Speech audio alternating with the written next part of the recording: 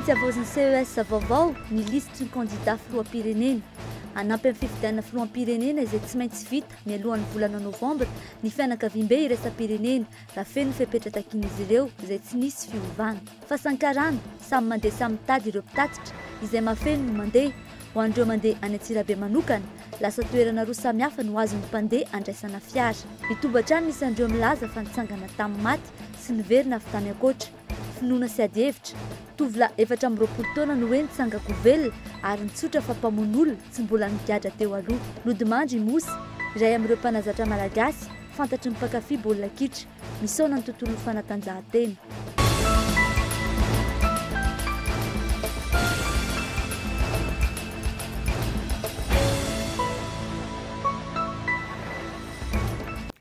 Dia mbola faly mitsidika ny tokantranonao indray tomboky lasy tomboky vavy ampanatsahana no hiara-pananao sy hanasananao hanaraka ny fampahalalam-baovao eto amin'ny KOLO TV sy ny KOLO FM hatramin'ny farany. Tsy misy lanjana ny sakafo fahiny any ambanivohitra, vary sy laoka, ankotrana izany no mahazatra any. Indraindray noho ny tsy fananana sy ny maitso ahitra teny mangazo no ambilany. Ho an'ny tantsaha, tsy feno ny kibo raha tsy vary ihany no hohanina. Ny sakafo any ambanivohitra no tanteriny Nalo Sosombinena atao anatin'ity fanadihadiana ity. Atoandro ny andro, mody hatrano ny mpiasa tany, voreo mpisakafoana ny ankohonana. Vary sy laoka ny mahazatra any ambanivohitra, mitana anjara toerana lehibe ho an'ny any ambanivohitra ny ankotrana sady fanampin-tsakafo no mahasolo ny vary. Raha ho an'ireo tantsaha dia misy lanjany ankibo kokoa izany. Misy fotoana zany ianao mihinana mangazo eny an-tsaha, dia misy fotoana zany ianao mba mihinam-bary ihany, fa aty an-trano anao zany vao tena sakafo hoe mihinam-bary amin'ny hariva. Misy fotoana tsy dia hoe mihinam-bary isan'andro, fa misy fotoana zany hoe aleo tsy mihinana vary aloha fa aleo mba mangazo, satria indraindray mba misy hoe manao mangazo lasopy kely ianao na vomanga kely, rehefa mety ankotrana zany. Le vary zany raha tena mitana angady dia maivana kokoa izy noho ny ankotrana. Dia satria le ankotrana zany mba matezateza kibo kokoa noho le mihinam-bary. Dia izay mahatonga an'le aleo mba ankotrana no hoaniny eny an-tsaha. Rehefa tonga ny maitsoahitra, mafy ny mahazo ka maro amin'ireo any ambanivohitra no mirona tanteraka amin'ny ankotrana irery ihany ho atao sakafo rehefa tonga ny volana oktobra iny. Fa ho an'ny olona sasany ity rehefa volana oktobra dia mangazo fotsiny ho an'ny olona sasany. Mangazo, katsaka. Raha vary sy laoka dia misy ankotrana indraindray. Ny ankotrana tsy maintsy misy amin'ny telo na amin'ny roa isan'andro. Indraindray tsy tody ny telo isam-bolana ny fihinanany any ambanivohitra ena, tsy miova firy amin'ny anana koa ny laoka, ny mangahazo sy ny vomanga ary ny katsaka tsy lany ambilany eny any.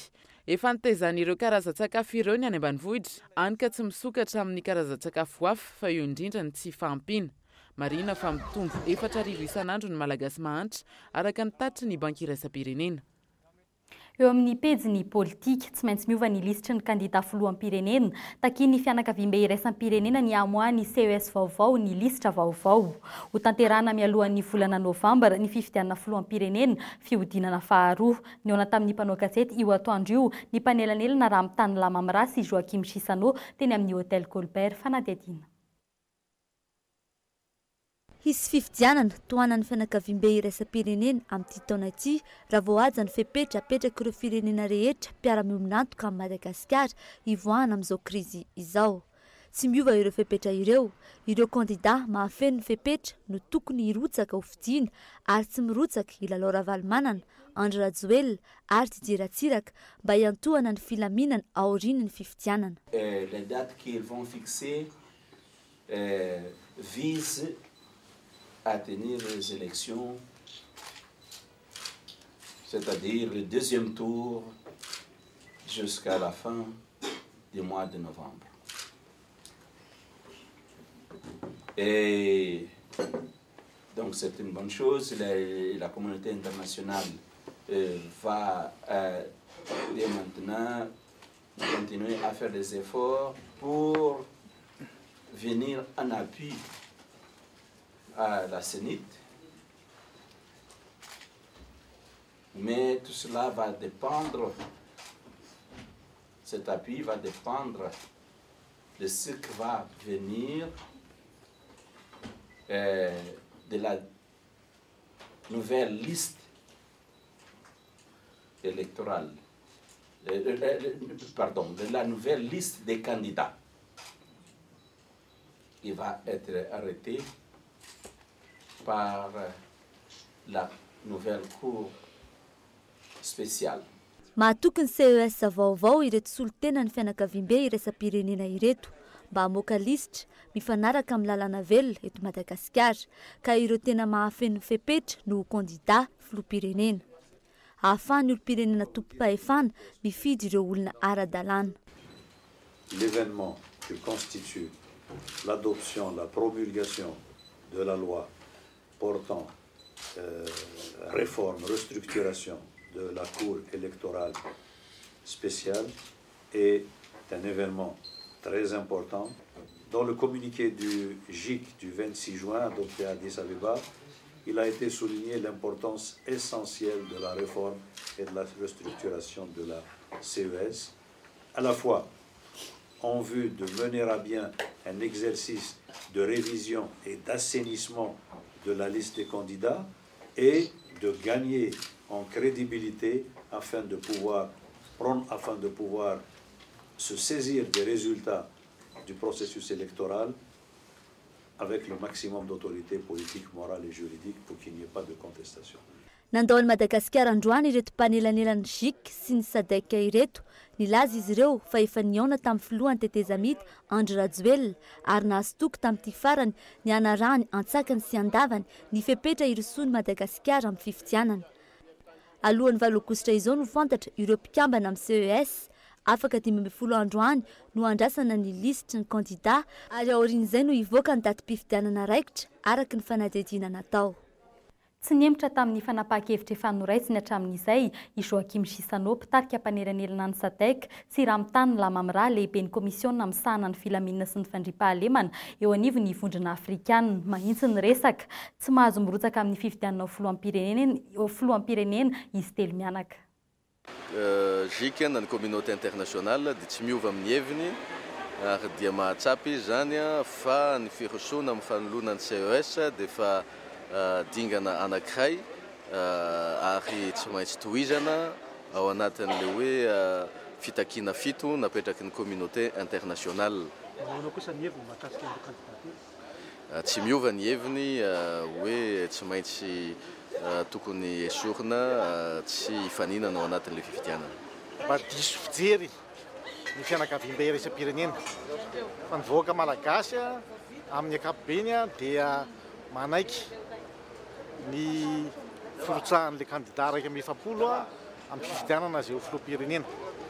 Dia niteny zareo hoe izay tsy afaka ny anaiky an'ireo kandida anankitelo ireo dia izay moa nilizingiziny zareo dia rehefa toy izay le resaka moa tsy misy fifandresen-dahatra fa ny azy ny hevitra efa tapaka. Tsy mampiatra avy hatrany zay izy tsy izay ny tanjoranay fa ny hoe mba ilaminanareo kanefa raha vateva tsy milano dia tsy maintsy ampiarinay ny inatisy ny sanction. Dia tsy miova ny hevitry ny groupe international de contact sy ny SADC zany mikasika an'ireny le candidat anankitelo ireny sy ny candidat hafa zany izay tsy manaraka ny fehezan-dalàna misy ny mikasika ny firotsahan-jareo. Izay ny zavatra napetrany tamin'izay entité signataire nanatrika an'le fiorana tamin-jareo androany. Eo amin'ny tontolon'ireo hainao manjery niemitra amin'izy masivy aogositra ho avy izao indray ny raharaha KOLO TV sy ny KOLO FM nampiditra antota taratasy tsy fatam-piaviana nandritra ny fotoam-pitsarana androany ireo anivon'ny ministeran'ny serasera antota taratasy izay tsy fantatra ny toriny ka tsy nahafahana ny tsara ny raharaha androany. Iza no azo tombotsoa amin'ny fanakatonana ny KOLO FM sy ny KOLO TV. Mpanao politika no azo izany rehefa zohina ny endry zava-mitranga ankehitriny. Raha resy lahatra ny olo-pirenena maro fa tokony ny fanjakana no filamatra amin'ny fanaran-dalàna dia ny ministera indray ankehitriny no mijoro manenjika arak'izay tratry ny ainy ny onjam-peo sy fahitalavitra ara-dalàna.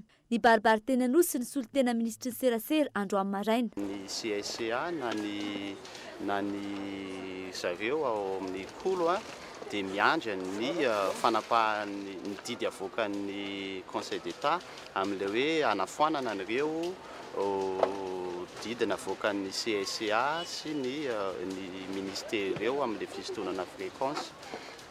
Amin'izao nefa amin'izao fotoana izao dia fantatsika fa mbola mandeha ny KOLO radio sy ny télé izay efa tsy manana fréquence nefa ny amin'izao tsika amin'ny teny izao satria misy taratasy mazava tsara fisintonana an'ireo fréquence an'ireo. Ka ara-dalàna ve izany ny amboletra atao isintonana ny lisansy ara-dalàna efa miasa? Efa intelo ny hemitra ity raharaha ity na dia raharaha ady maika azy no nitorian'ny ministeran'ny KOLO FM sy ny KOLO TV. Ireo atota taratasy ny mpitory hatrany no olana. Tsy nisy aloha izany, dia avy eo nisy fa tsy fantapefiana. Atadidinareo tamin'ny audience farany dia nilaza izahay fa nilaza ny fitsarana fa tsy nisy pièce tao anatin'ny atota taratasynady. Tamin'ny jerena tamin'ny audience farany io dia taratasy anankitelo any doatin'izy io voalohany taratasy fangatahan'ny CSCA tamin'ny datin'ny faha-roapolo ny volana Jiona, faharoa taratasin'ny CSCA tamin'ny datin'ny faha-enina ambin'ny folo ny volana Jolay, ary fahatelo ny taratasy fitoriana izay nentina tany amin'ny orinasany SMPC tamin'ny faha-valo ambin'ny folo ny volana Jolay. Tamin'io andro io zany dia hita ny fitsarana fa tsy ampy ny atota taratasy tao dia nahemitra ny fitsarana tamin'ny daty androany faharoa ny volana Août. Noho nandeha ny fitsarana androany tamin'ny faharoa ny volana Août dia jerena atota taratasynady nahita izahay mpisolovavany nitoriana fa nisy pièce be da be izay narotsaka zareo nefa tsy nanatrika an'ilay fandrotsahana ireo pièce ireo zay, nefa araka ny lalàna noho ny principena contradictoire dia tsy maintsy jerenay inona le atota taratasy narotsaka zareo tao ary tsy maintsy resahana daholo atota taratasy ireo. Ka noho izany zany zay dia nangataka mba ho ahemitra le raha satria ny fanajanana lalàna dia mitaky mba ahafahan'ny na mpitory na nitoriana mandinika izay atota taratasy rehetra arotsaky ny andanina ny ankila anatin'ny dossier ny fitsarana. Ny antony fitoriana nataon'ny ministera dia ohatran'ny mampiayasy mahagaga ihany satria raha nijerena ny atota taratasy tany aminay tany amin'ilay conseil d'état iny dia mazava fa efa nahazo autorisation nahazo licence daholo na le KOLO radio na le KOLO TV. Ara-dalàna zany ireo raha mafisinay fa efa nisy taratasy no siniavan'ny ministre ny serasera izay atao hoe convention niaraka tamin'ny tompon'ny nampiasan'ilay fréquence-ny KOLO TV teo aloha. Ka ara-dalàna daholo ireo taratasy ireo ary tsy azo lavina daholo ireo taratasy ireo amafisika fa ny ministre ny serasera amin'izao fotoana izao no mipetaka amin'izay taratasy zay. Mahagaga nefany fa teo aoriana mihevitra izy milaza izy fa tsy ara-dalàna le izy. Ka noho izany namoaka taratasy izy io dia nidivana nakany amin'ny conseil d'état zany izahay namafy hoe tsy ara-dalàna izay didina avoakan'ny CSCA sy ny Omerta io dia nitoyany moa zany amin'izao fotoana izao izay tonga aty amin'ny fitsarana aty izay angatahana zareo an'le scellé ny émetteur ny KOLO TV sy KOLO FM. Mandra-piandry ny valiny amin'ny conseil d'état amin'ny 6 aogositra indray ny fotoana ety amin'ny fitsarana ambaratonga voalohany. Lafim-baovao afaka kosa indray avy amin'ny fanjakana ny sakana tsy ahafahana mahantanteraka fihetsiketsehana ao Antsahamanitra raha nambara ny italiana Antsahamanitra androany. Tsy misy afa-tsy ny fananana lalana avy amin'ny préfet de police no ahafahany tompon'andraikitra ao amin'ny sehatra io manome lalana ireo izay te hanatanteraka fihetsiketsehana. Fihetsiketsehana ara-pilazany tsara sy zavakanto no mahazo ny lara-pahamehana ary tsy andraikitra izy ireo no mitandro ny filaminana fa andraikitra ny mpanofany kianja. Raha misy ny alalana mazava ho ity Italia ity dia tsy misy antony tokony hanakanana izany ary mariny ihany koa fa kianja tsy miankina ny kianjana Antsahamanitra ka tsy miditra amin'ny resaka politika fa nampanazavana. Tonga indray ilay tamin'ny asabotsy farany teo niesikesika indray anao manifestation culturelle indray ary Alain Andremseza sy ny namany dia nangataka lalana tahaka an'izay dia ino fa tonga ny taratasy ny avy ary amin'ny CRGN hoe ianao dia tompon'andraikitra amin'ny zavatra mitranga ao Antsahamanitra ao dia gaga moa tena hoe zahay efa tompon'andraikitra eto fa ny filaminana anjaran'ireo zany izay. Aty afara zany dia fampianso anisaky ny misy zavatra zany eto dia ohatrohatran'izay foana no atao ohatrohatran'izay foana dia gaga zany tena. Inona ary no atao an'ity toerana ty ho ampiasaina amin'inona ohatran'izay zany le izy. Tahaka ny hoe tsy avelan'ny fanjakana anaovan-javatra zany eto amin'ny ankapobeny neto Antsahamanitra. Vaovao avy any anivon'ny mpitandro ny filaminana ny fampitadiavany anivon'ny polisy misahana ny eloka ara-toekarena ankehitriny ny vehivavy roa mpianaka fantatra fa pisoloky amin'ny fivarotana tany isan'ny mampikilay olona maro eto Andrenivohitra. Mpivarotra tan'olona izy ireo ary aferina tany mitetina 520 tapitrisa ariary no nahatratrarana azy. Telo mianaka izy ireo no nokarohina fa ity tratra ity ny ray izay tsy azo raha tsy velam-pandrika nataon'ny polisy pirenena efa hatramin'ny ela izy ireo no nokarohin'ny polisy araka ny fampitam-baovao azo. Rehefa misy ny fahatratrarana zava-matomelona dia tsy maintsy miroso amin'ny fandoroana ny avy eo amin'ny mpitandron'ny filaminana ilaina ihany koa ny fanatrehan'ny mpitsara amin'ny fotoana io mba hanamariana fa tanteraka an-tsaka sy andavany ny fandoroana natao toy izany indrindra no zava-nisy teny amin'ny faritra Ambotry Manjaka io maraina io. Tamin'ity taona ity, rongony 4 taona latsaka kely no nidorana teto. Toerana ambanivohitra, lavitra tanàna, any ho any amin'ny 10 kilometatra mialana Antananarivo ato amin'ny komina Ambotry Manjaka. Intelo no niverina teto ny polisy sy ny fitsarana nandoro rongony. Tamin'ny voalohany, 2 taona latsaka, tamin'ny fanindroany, 2 taona mahery, ary tamin'ity fanitelony ity, 2 taona mahery. Atrehan'ny mpitsara mpanampy sy ny polisy ny fandorana rongony toy izao, ary voarakitry ny lalàna raha teo koa. Ny opération ohatran'izao zany destruction ana saisie zany anaran'izao vokatry ny asan'ny mpitandro filaminana izay natratra rongony ny isa 7 gony dia tsy maintsy rehefa misy ny fantatrarana an'ireny zavatra ireny dia tsy maintsy misy atao ny fandoroana an'ireny zava-matomelona ireny mba tsy hiparitaany. Ilaina ny fahatongavan'ny fitsarana manatry maso satria ho atao beve io fandorana io manatry maso hoe tena tanteraka tokoa ny fandoroana an'ireo zavatra izay mety mampidi-doza ny fiarahamonina. Mba hisoroana izay mety ho fianaky ny zava-matomelona eo anivon'ny fiarahamonina no antony hetsika toy izao. Tety ihany koa no navarina tamin'ny lakan-drano Andretany ireo toka gasy anarivon'ny litatra tratra tamin'ity taona ity. Raha ny fitantaran'ny mpandalo ety, rehefa avy ny orana dia misy ihany ireo rongony maniry eto no ny toerana anarian'ny tanàna maro fako. Eo amin'ny pejy ny fampianarana nampiakapeo ireo ray aman-dreny ireo mpianatra ny Chine, tsy anaiky mora ny fampidinany zanany ireto ray aman-dreny ireto, sady mitaky ihany koa ny andoavana ny fahatsim-pianarana 7 volana izay tsy voalohan'ny fanjakana. Fa amin'izao hatramin'izao aloha dia zahay dia tsy manaiky aloha ny hampodinan'ireo zanaka ireo satria voalazan'ny article, voalazan'ny arrêté ministériel fa ara-dalàna reo ankizina ireo. Ka raha ohatra ka izay no ataon'ny fanjakana hoe tsy maintsy moty izy. Izay koa gasy raha teo malagasy zay miaina amin'ity tany ity zay mbola te hitondra ireo fanjakana ireo dia izy koa nefa mahafantatra ny tiana eo ambadika izay. Mialatsina raha eo ambadika izay ataoko point d'interrogation zay. Manodidina ny 707 sy 4 alina sy 7 hetsy sy 1 tapitrisa euro isan-taona no lan'ny fanjakana amin'ireo mpianatra mianatra ny ivelany. Ny safidiny ampody azy ireo ny fitondram-panjakana noho ny tsy fisiany teti-bola natao amin'izany. Mbola andalon'ny filan-kevitry ny minisitra nefa itolo-kevitry ny commission interministérielle mikasika ny vatsim-pianarana io. Mihoatra lavitra noho ny vola lany amin'ny vatsim-pianaran'ireo ankizy eninetsy mianatra amin'ny Université eto Madagasikara no lany amin'ny vatsim-pianarana omenareo 700 mianatra any ivelany araka ny fanazavana azo avy amin'ny sekretera jeneraly fampianarana ambony Horace Gassien.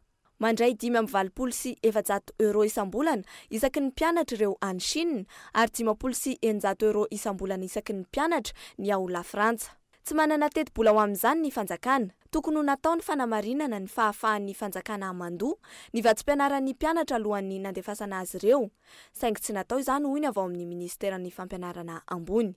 Vokany, tsy maintsy ampodiana ireo mpianatra 420 any Chine ka 820 sisa no afaka anohy ny fianarana any an-toerana. Ireo mpianatra tsy maintsy ampodiana ireo dia ireo izay nameritaona na ireo izay nifindra lalam-piofanana rehefa tonga tany an-toerana. Lafim-baovao afaka izay indray tsaratsara Fabiola dia izao indray tatandrazamarika fandeha miantsena sa tena avy amin'Andriamanitra tovolahy iray efa maty indroa araka ny filazany tatandrazamarika. Milaza izy fa lehibe ny dalo tany Antsimo nahita an'Andriamanitra maty indroa ka lasa mpivavaka hikoizana sy mitondra ho mpitondra afatra Andriamanitra. Manoloana izany tranga izany maneho ny heviny mpitondra fivavahana ary milaza fa tokony ho mailo ny rehetra amin'ny resaka mpaminany sandoka. Tsy ity tovolahy 420 taona antsoina hoe tatandrazamarika no voalohany nilaza fa maty ary nahita an'Andriamanitra. Ny ampangatena ho jiolahy tsy mbola nisazy nefa sananambara ampahibe maso fa efa nahavita abibiana maro nandritra ny fotoana na lehiben'ny jiolahy sy mpimasy azy tany Atsimo izy. Mino anefa izy fa nofafan'Andriamanitra izany elony izany. Mpangala tromby mihitsy mazava. Mpangala tromby, mpamaky trano sy ny namany rehetrarehetra. Mpangala tromby matoa mpangala tromby zany mpanjipaka olona be dehibe zany. Azonao atao mampigadra raha ohatra mpigadra ianao. Araky ny lalàna ary tena marina mihitsy izay teneninao izay hitanao. Nanao hevitra mihitsy nge ny fanjakana hitanao nanenjika ary ny enjena zao eran-tanana ina faritra atsimo igny de enjena zao de manjary voalava manjary piso manjary vitsika manjary tanao manjary alika zany. Milaza ho manana afatra ho an'ny vahoaka n'Antananarivo i Tatandraza Marika. Manana afatra maika de maika Jesosy Kristy ho an'ny Antananarivo renivohitra satria Jesosy Kristy ny afatra ny Jesosy teo tsy ho ela de ho raha vandy Jesosy Kristy ty tanànanareo Antananarivo ty raha tsy mibebaka nareo ary efa misy raha mandrika efa mitatitaty efa akaikaiky ny ray mandrika potehina Andriamanitra tahaka Sodoma sy Gomora Antananarivo raha tsy mibebaka raha tsy mandray an Jesosy. Na de vao ray volana aza ny nahafantaran'ny olona izany Tatandraza Marika izany, misy sady ireo olona resy lahatra.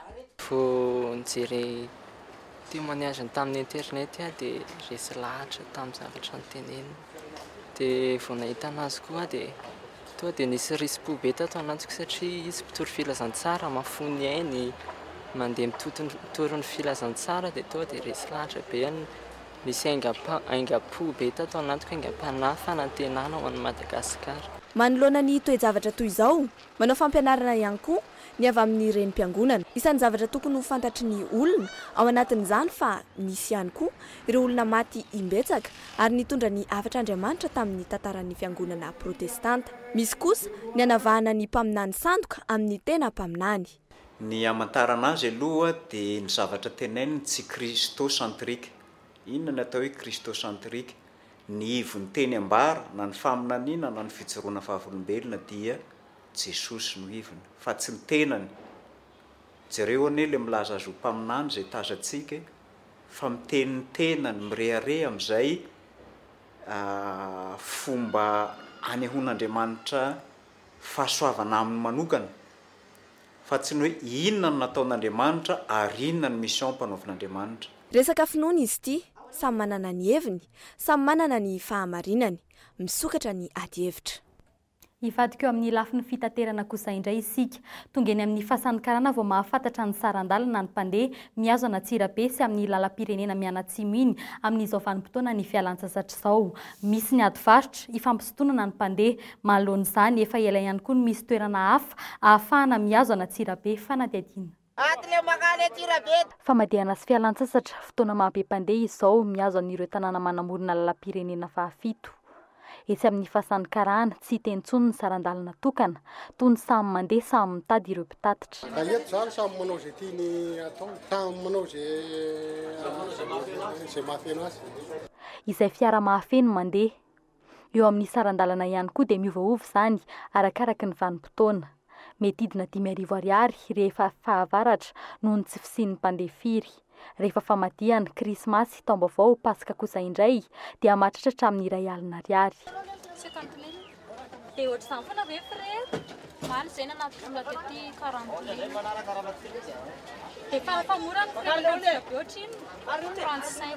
Raha miazo ireo faritra hafa voafaritry ny cahier de charge, zotra nasionaly na zotra regionaly tokana ny sarandalana. Tsy izany no mitranga eto, manana ny antony arosin'izy ireo ny mpitatitra. Zao zao nampahalalan'ny mpandeha io frais io mahatonga an'io somary miakatra kely any tsisy olona dia ty misy olona mirany vita vany zay tena marina amin'io ary rehefa andavanandro fa fahavarana maina karama 10,000 ny frais fa rehefa mba misy olona ialana tsiny ray alina ihany ka. Ny sarandalana ihany nefa no samy manana ny azy fa misy ihany koa ety ny toerana hafa ivelan'ny fasan'ny-karana azo andraisana taxi brosy. Eto akaikin'ny lalam-by misy fiantsonana iray miazo anatsirabe. Sakoroka vao nahazo sary ny mpanao gazety.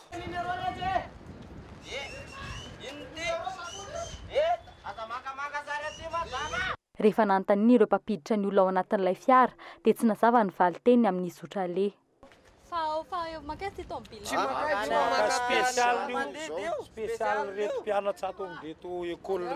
Nanamarina nefa ireo mpandeha fa ho any Antsirabe tokoa izy ireo. Antsirabe ty tômobily ty dia efa tsy fangatsy ary amin'ny fasankarana riny eto koa fangalana azy. Zava-misy ireny pirofo fa ilaina ny fanavaozana ny tontolon'ny fitaterana eto amintsika. tsy amin'ny resaka foto-drafitra sampiantsonana ihany fa eo amin'ny fandrindrana ihany koa ho fanomezana fahafapony mpanjifa. Miroborobo ny sehatra sa tsy ara-dalàna fa mamelona olona amanarivony maro raha tsy resaka fa tsy izay misy ao Analakely sika. Ny etsy Analakely izay ahitana ihany koa karazana samadinika samihafa, fanamafisana kiraro sinoa, fivarotana mofo, fivarotana sachet, fanalana fahasahiranana ho an'ireo mpietseny, fanatetiana manokana teny an-toerana. Tranombarotra lehibe sy mpamongady no iankinan'ireo mpanao asa tselika eny Analakely. Amin'ny ankapobeny ny filan'ireo mpiantsena no trandrahan'izy ireo.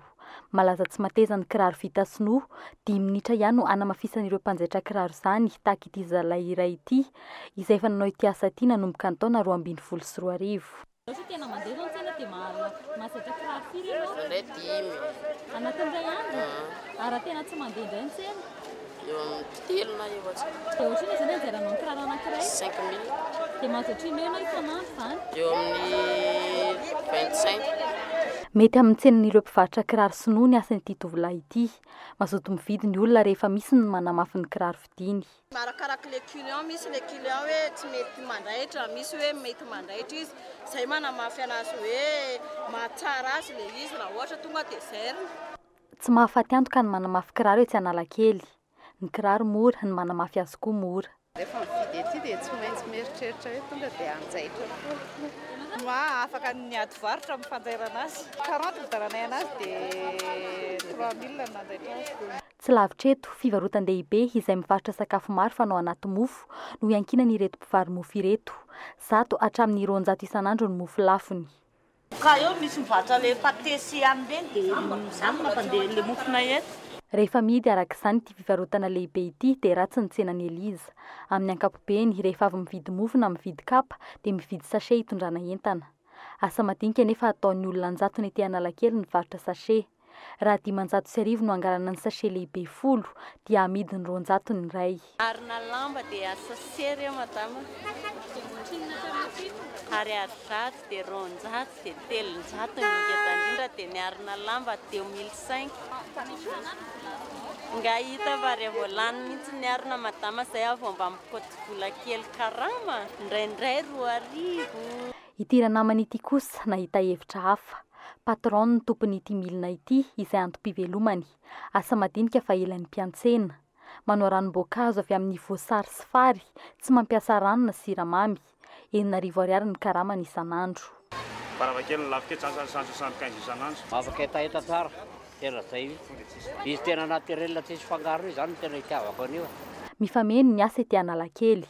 Araka ny fandinihan'ny manam-pahaizana ara-toe-karena, rehefa mitombo ny mpivarotra dia midika izany famoronany amin'ny fahasahiranana ny firenena iray. Tamin'ny taona 2024, 10 hetsy ny mponina very asa teto an-drenivohitra. Eo amin'ny lafiny fizahantany kosa indray, mitombo ny isan'ireo olona fahiny na tompon-tany liana mitsidika ny renivohitra sy ireo vakoka rehetra fonosiny. Raha 4,000 isan-taona izany teo aloha hatramin'ny sokafan'ny guichet-ny Hortana teo Antananarenina tao anatin'ny 2 volana tratra izay izay. Ilaina ampitomboana trany izay fahalianan'ny olona izay ka izay no antony anaovan'ny Hortana na ny ofisy regionalin'ny fizahantany eto Analamanga ny alavoly sy tsidika etsika izay hanomboka ny 5 aogositra ho avy izao ary tsy hitsahatra raha tsy amin'ny 7 septambra. Etsika izay ho marina amin'ny alalan'ny fitsidihana tanàna, etsika ara-javakanto ary ara-kolontsaina sy fampiratiana asa soratra sy hosodoko.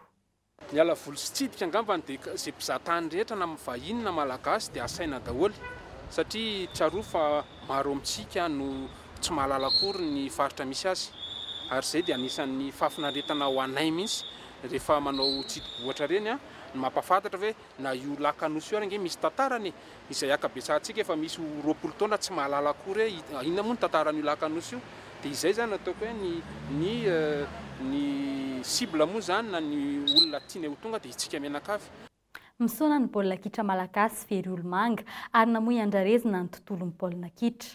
Omaly ariva no nindaosiny fahafatesana tampoka imosy mpilalao kalaza fahiny sady mpanazatra ny ekipa pirenena malagasy mpilalao tao amin'ny club corps enseignant tamin'ny fahatanorany ary tafiditra ho isan'ny ekipa pirenena tamin'ny taona 1970 rehefa tsy nilalao intsony izy dia nantsoina ho mpanazatra mpanampy any Peter Shin acteurs teo anelanelan'ny taona 7.750 sy 4.750 ny taona 5.750 ka hatramin'ny 2 izy no niverina nandray ny ekipa pirenena rehefa nodimandry itsoa namela manano teny iray sikamboty mianatay topoky lahy atairana sy ny alahelo ny fahenon'ny rehetra ny fahafatesany nikita ny baolina kitra malagasy izay fianakavian'ny KOLO sy ny KOLO FM dia mirary fiononana feno an'ny fianakaviany manontolo. Ho fisoroan'ireo aretina matetika mpahazon'ny olona toy ny aretina amin'ny fanotolana, diabeta, aretin'ny maso sy ny godro ohatra no resahana mandritra ny famelaberan-kevitra no tanterahan'ireo mety Madagasikara na ny fikambanan'ny mpianatra sy mpitsabo eto Madagasikara androany. Fanomezana fanampahalana ho an'ireo mpianatra no antony tanterahana ny famelaberan-kevitra androany. Mbola misy lesoka amin'ny fitsaboana izany hoy avy eo amin'ireo med ka ny voalohany amin'izany teny fitsaboana tena na ny automédication.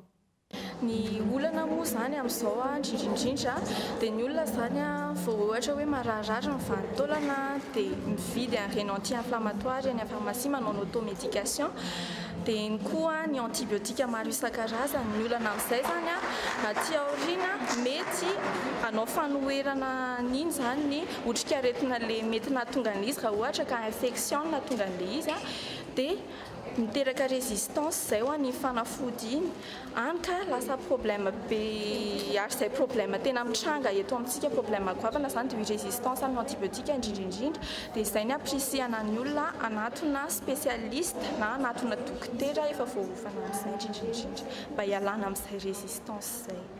Eo amin'ny tontolon'ny asa sy ny famoronana asa kosa indray afa-po ny mpikarakara ny salon de l'entrepreneuriat de l'emploi andiany voalohany ny 7 sy ny 9 jolay lasa teo raha 3 arivo ny mpitsidika nandrasany 391 sy ray alina ny tonga tao anatin'ny fanana tetikasa mahomby indrindra 7 nisan'ireo mpandray anjara tetikasa nisy sandatry ny ana Frela Eliar Manantsoa pisciculture en cage du tilapia du Nil no nahazo ny larana voalohany miomana amin'ny andiany faharoa sahady ny commune Antananarivo amin'ny volana May 2024 izay tsinjovana manokana ireo olona marefo. Andresaka ianao teo ilay mpivarotra amoron-dalana sy ny rehetrarehetra reo mihitsy zany mieritreretina anisany fa tsy hoe reo rezy fa reo mihitsy mieritreretina hoe atao zay idiran'ireo anatin'le sehatra le salon mba ahafahan'ireo zany miserasera amin'izay olona exposant anatiny ao. 700 ireo nametraka CV nandritra ny hetsika iny no tsy nanana ny mari-pahaizana baccalauréat. Dia iny ihany koa no entina mamarana iny fampahalalam-baovao iny hisaorainao naraka izany hatramin'ny farany mbola misy hatrany laratarby 034 07 888 02 ahafahanao mifandray amin'ny sampana fampahalalam-baovao eto amin'ny KOLO sy ny KOLO FM mametraka ny veloma ho amin'ny raha pitso indray tompoko.